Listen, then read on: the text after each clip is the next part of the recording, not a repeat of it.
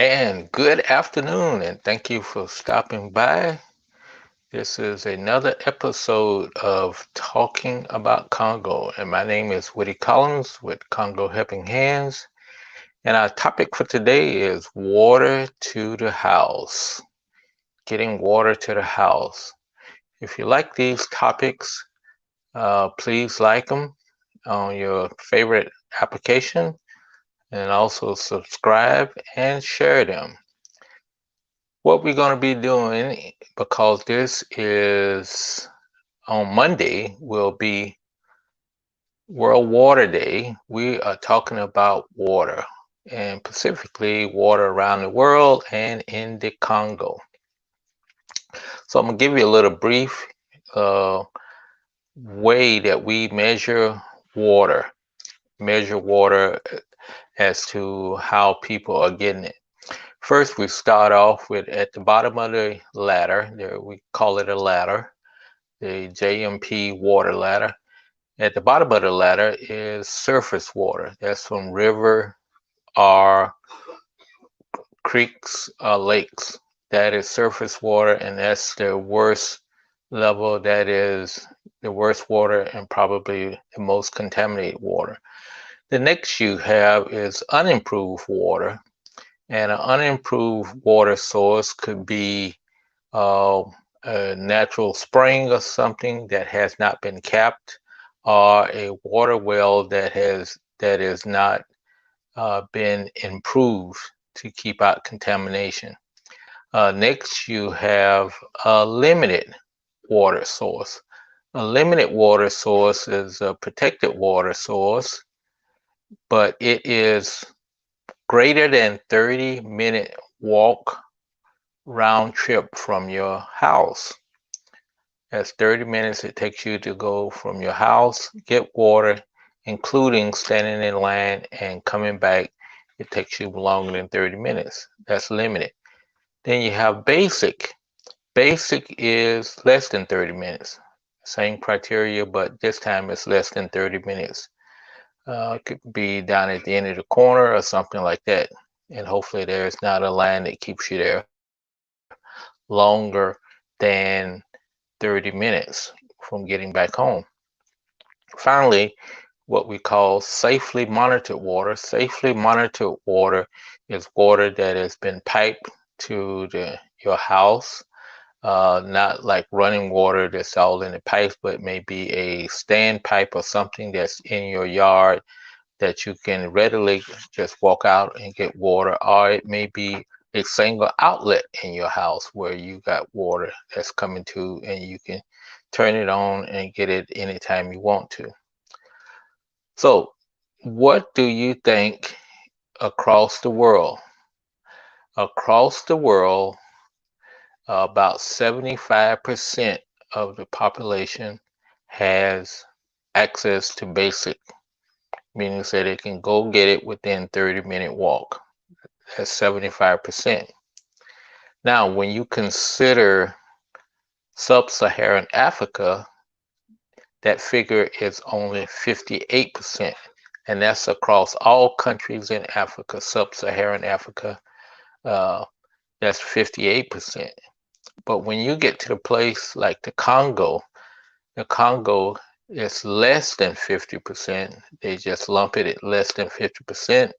At one time, it was when they considered it, it was like 75% less than 25% had access to it. So it's somewhere probably around 30 to 30 to 35% that has access to basic water. That means that someone in the Congo can go get water and come back, be at their house within 30 minutes.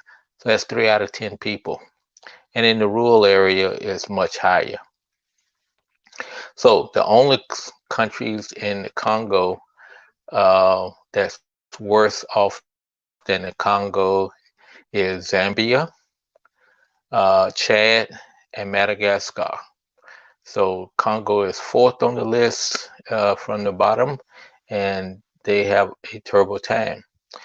So the question of the day was, how does water get from that limited basic water source back to the house? Who carries it there?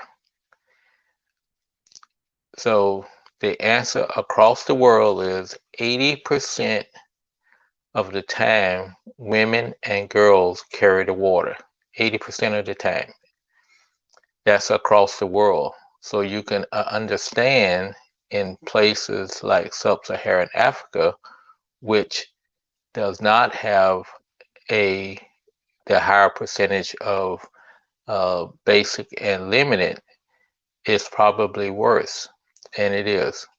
I would say probably in the Congo, it is probably somewhere that 90 to 95% of the people who carry water is women and girls, and I I, I can only seen one place where I've seen men carry water, and they were down at the Angolan border, and these were people who were immigrants, and that's how they were making money.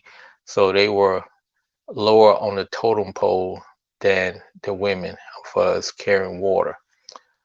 So whenever you think of that, that's how they get water into the house.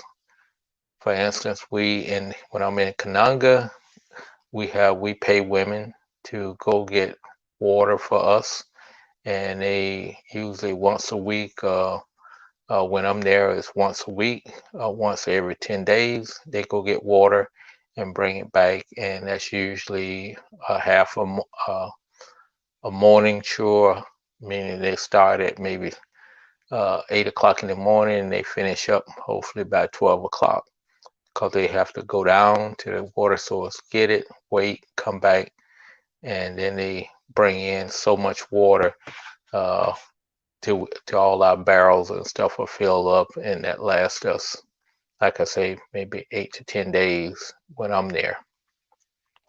So that's how water gets to the house. There's no faucets where you can turn on water, and so that's how mostly of sub-Saharan people live. They live off of water being carried to their house by women and girls. So just wanted you to know that, and I see have one comment. Uh,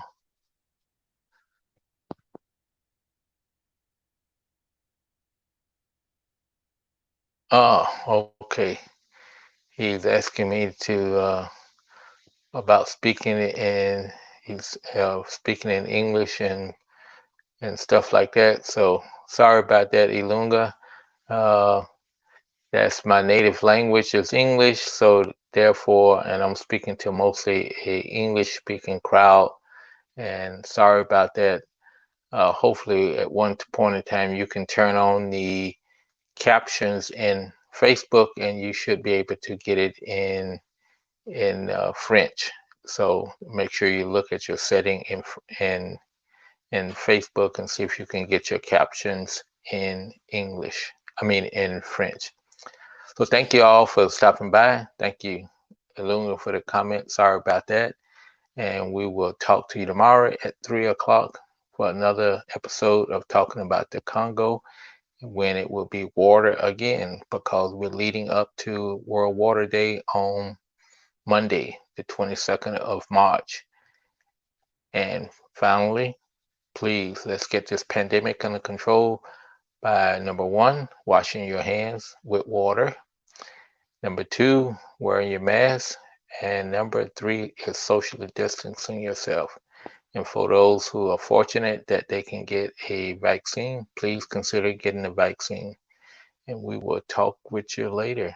Take care of yourself and have a beautiful Saturday afternoon or evening, wherever you happen to be.